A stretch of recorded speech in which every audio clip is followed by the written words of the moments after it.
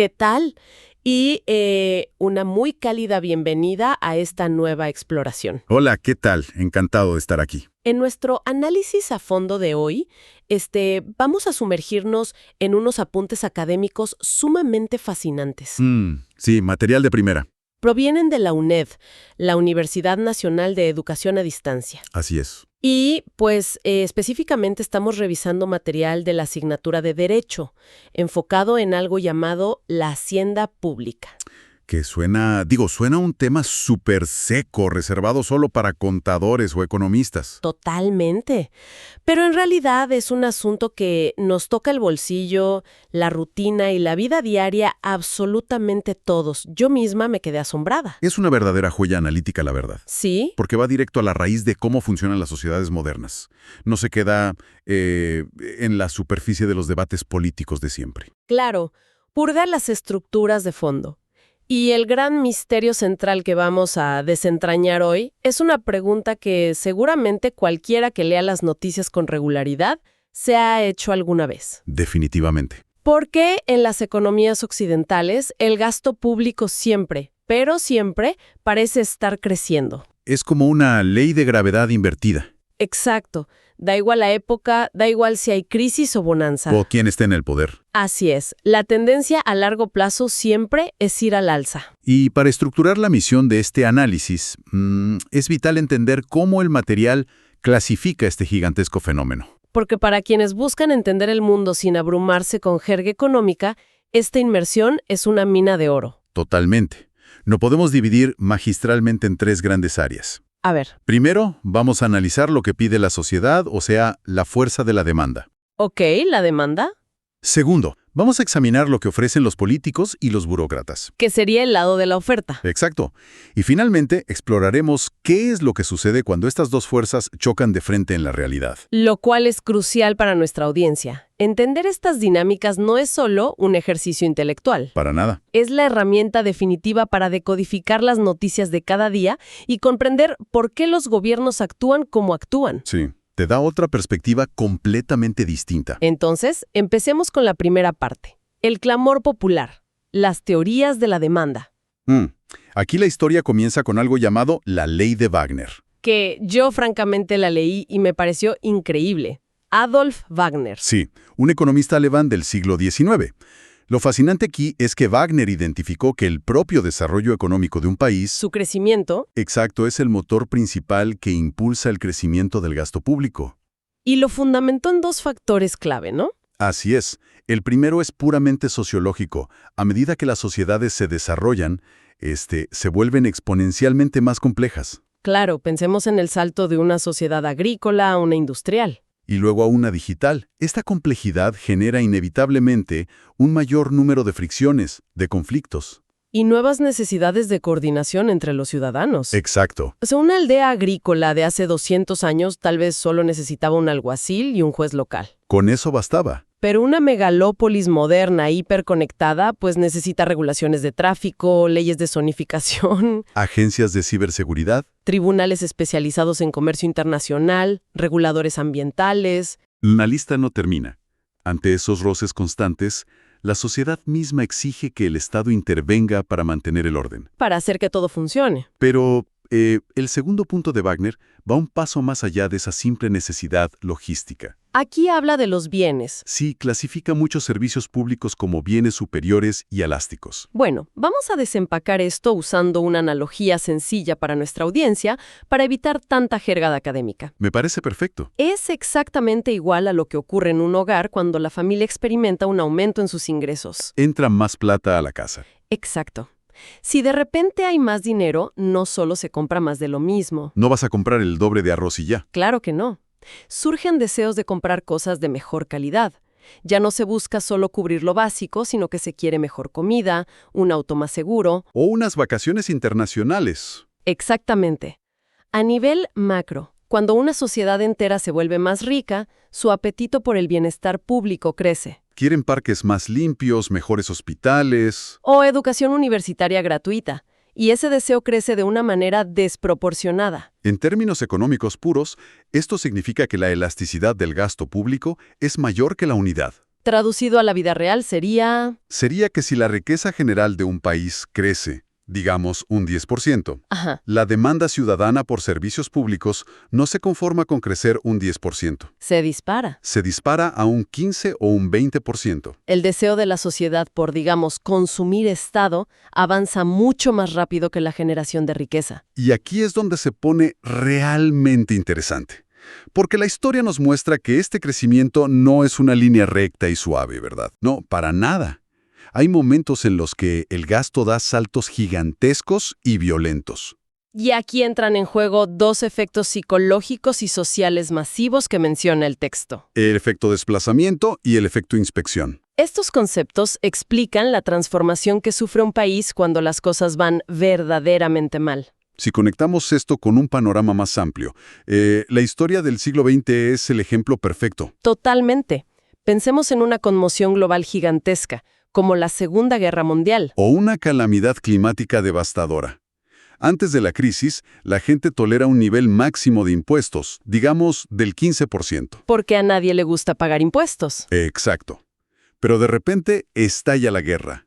La supervivencia de la nación está en juego. Y durante ese periodo crítico, la sociedad comprende la gravedad de la situación. Y aceptan un sacrificio extraordinario. Aceptan que los impuestos suban al 40% para financiar ejércitos, armamento. A este salto abrupto y masivo en la intervención estatal se le denomina efecto desplazamiento. Tal cual. Pero uno pensaría, lógicamente, que una vez firmada la paz, una vez que los soldados vuelven a casa y las fábricas dejan de hacer tanques, Para volver a hacer lavadoras o autos, claro, los impuestos y el gasto volverían a su nivel normal previo a la guerra. porque la emergencia terminó. Exacto. El gasto debería bajar. Sin embargo, la realidad es que la liga se estiró y nunca vuelve a su tamaño original. Y ese fenómeno de la liga estirada es precisamente el efecto inspección. Que es fascinante. Lo es. Una vez superada la crisis, ocurre algo en la psicología colectiva. Primero, la sociedad descubre que ya se ha acostumbrado a ese nivel altísimo de impuestos. El shock inicial ya pasó. El dolor de pagarlos se ha normalizado. Y segundo, los ciudadanos miran a su alrededor, inspeccionan la calidad de los servicios públicos que tenían antes de la guerra. Como la salud pública o la educación básica. Y se dan cuenta de que eran profundamente deficientes. Entonces la conversación ciudadana cambia por completo. Ya no dicen, oigan, bájennos los impuestos. No, dicen, a ver, si pudimos recaudar todo este dinero para construir portaaviones y bombarderos, Seguramente podemos mantener esta misma recaudación para construir una red nacional de hospitales. o autopistas interestatales. El nivel de extracción fiscal se mantiene alto en tiempos de paz, pero simplemente cambia de objetivo. Lo cual nos lleva a otro pilar fundamental de la demanda ciudadana, la evolución matemática y política de las elecciones. Ah, el votante medio. Sí, cómo este concepto ha transformado la redistribución de la renta. Pensemos en cómo funcionaba el mundo en el siglo XIX. Un mundo muy distinto. Bastante. En gran parte de las democracias incipientes de esa época existían fórmulas de sufragio restringido. Básicamente solo votaban los propietarios de tierras, O las personas con cierto nivel de riqueza comprobable. lo que significaba que el votante medio, es decir, la persona que está exactamente en el centro matemático del espectro electoral, tenía un nivel de ingresos bastante alto. Y a una persona de altos ingresos, por lo general, no le interesa que el Estado le cobre altos impuestos para redistribuir la riqueza. Lógico, pero el panorama cambia radicalmente a partir del siglo XX, Especialmente después de la Segunda Guerra Mundial. cuando se consolida la universalización del sufragio, Se le da el derecho al voto a toda la población adulta. incluyendo masivamente a las clases obreras y a los sectores de menores recursos. Y ahí el centro de gravedad electoral se desploma. El nivel de ingresos del votante medio pasa a ser considerablemente más bajo que en el siglo anterior. Y ahí entra la matemática electoral pura y dura. Los políticos cuyo objetivo principal siempre ha sido y será ganar elecciones, miran la nueva demografía. Se dan cuenta de que para ganar no necesitan convencer a los grandes terratenientes. Necesitan convencer a esa enorme masa de votantes de clase trabajadora o media baja. ¿Y qué es lo que más beneficia a un votante que gana poco? Exactamente, políticas agresivas de redistribución de renta. Impuestos progresivos y mayores beneficios sociales. Las promesas de campaña se adaptan matemáticamente a quien tiene la llave de la victoria electoral. Y además de las elecciones, existen presiones constantes, casi invisibles para el ciudadano de a pie. Pero increíblemente poderosas. Los grupos de interés. Sindicatos fuertes, asociaciones industriales, gremios profesionales. Corporaciones. Estos grupos no se sientan a esperar que pasen 4 años para votar, Ejercen una presión continua sobre los legisladores. exigiendo beneficios directos, ya sean subsidios, contratos de infraestructura o rescates financieros. Esa es una vía de demanda institucionalizada. Pero hay otra vía que nace de una trampa psicológica del propio ciudadano individual. Me refiero a la famosa ilusión financiera, Una observación brillante. sobre cómo funciona nuestra mente cuando se trata del dinero público. Destaca una asimetría cognitiva gigantesca en la ciudadanía. Cuando se anuncia un nuevo proyecto público, Digamos, la construcción de una línea de tren de alta velocidad. los ciudadanos que lo demandan son plenamente conscientes de los beneficios. Visualizan viajes más rápidos. Creación de empleos locales, modernización. El beneficio es tangible. Pero, y aquí está la trampa, al mismo tiempo existe una desconexión total sobre quién va a pagar por ese tren. El ciudadano asume inconscientemente que los enormes costos se van a diluir entre millones de personas, O que lo pagarán los ricos. o las grandes corporaciones. O peor aún, muchas veces la gente ni siquiera percibe que esos costos eventualmente se traducirán en mayores impuestos. O inflación, o deuda que afectará su propio bolsillo. Ven el beneficio de la obra pública casi como si fuera magia gubernamental. Es una ceguera selectiva que explica perfectamente por qué la gente siempre pide más. Pero claro, esa es solo la mitad de la historia. Así es. Si la sociedad es la que pide a gritos más Estado, del otro lado del mostrador están los políticos y burócratas más que dispuestos a ofrecerlo. Lo cual nos lleva a la otra cara de la moneda, las teorías basadas en la oferta. Aquí dejamos de mirar a los ciudadanos y empezamos a mirar detrás de la cortina del poder. Y al levantar esa cortina, lo primero que encontramos es algo que, me suena demasiado familiar. A todos nos suena. Y creo que a cualquiera que nos escuche también. El famoso ciclo electoral. Es un patrón rítmico e innegable en casi cualquier democracia. La teoría argumenta que el comportamiento del gasto público está atado directamente al calendario de las urnas. En los 12 o 18 meses previos a unas elecciones, se observa que los poderes públicos inician, desentierran o aceleran drásticamente las obras públicas. Inauguraciones de hospitales a medio terminar por todas partes. Se cortan listones de carreteras que apenas están asfaltadas.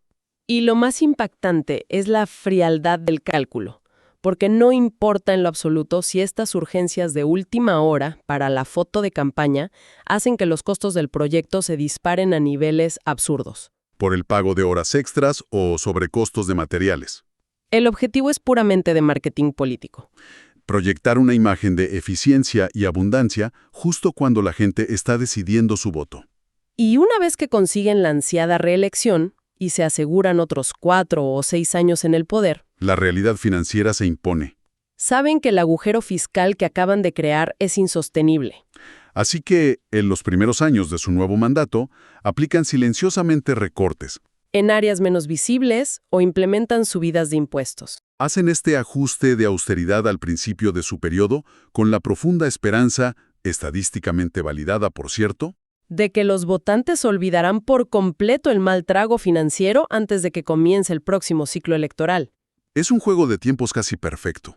Pero, espera, porque los políticos van y vienen según las elecciones. Así es. Sin embargo, hay una maquinaria gigantesca que permanece intacta sin importar quién gane.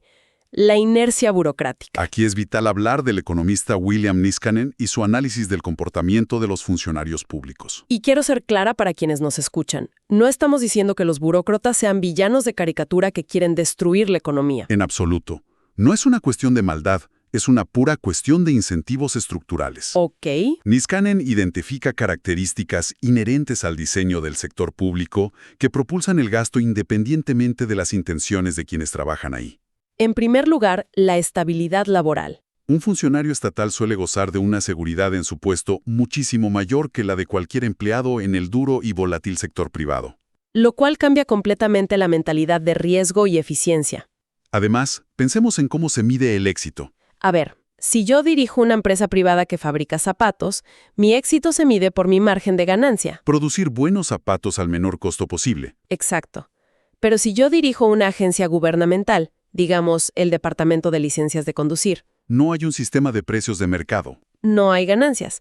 Entonces, ¿cómo demuestro que soy una directora exitosa e importante? Generalmente, el prestigio y el salario futuro de ese funcionario dependen de cuántos empleados tiene a su cargo. ¿Y de qué tan grande es su presupuesto anual? El incentivo personal del burócrata es expandir su departamento, nunca reducirlo. A esto se suma que una misma unidad administrativa suele suministrar múltiples servicios simultáneos. Lo que hace increíblemente compleja la contabilidad de costos reales. Y sobre todo, Niskanen subraya la falta de mecanismos sancionadores automáticos o despidos ante una mala gestión. Si una agencia pública es ineficiente, paradójicamente, la solución que se propone no suele ser cerrarla, sino otorgarle un presupuesto aún mayor al año siguiente para, entre comillas, solucionar sus deficiencias. Es un sistema donde el premio a la ineficiencia es más dinero público.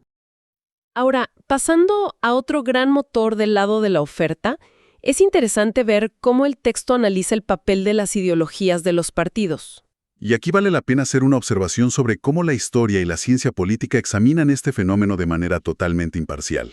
Simplemente reportando los hechos del texto original sobre cómo han evolucionado las democracias europeas. Si observamos el mapa político del siglo XIX, la oposición era principalmente entre conservadores y liberales. Los liberales enfocados en un Estado mínimo. Exacto.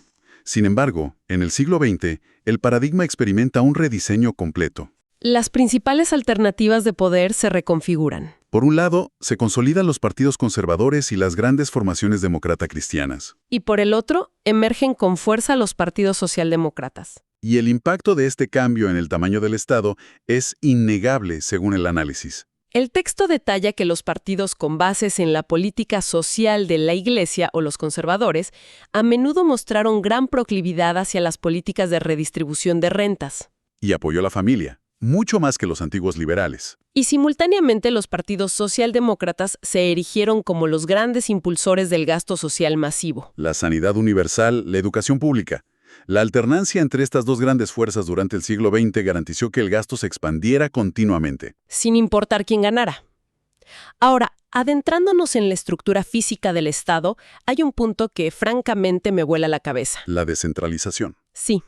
La lógica pura dictaría que descentralizar el gobierno, quitarle poder a la capital y dárselo a las regiones o municipios, debería ser todo más ágil y más barato. ¿Por qué el análisis sostiene que la descentralización a menudo dispara el gasto público? Es un excelente punto, porque es sumamente contraintuitivo.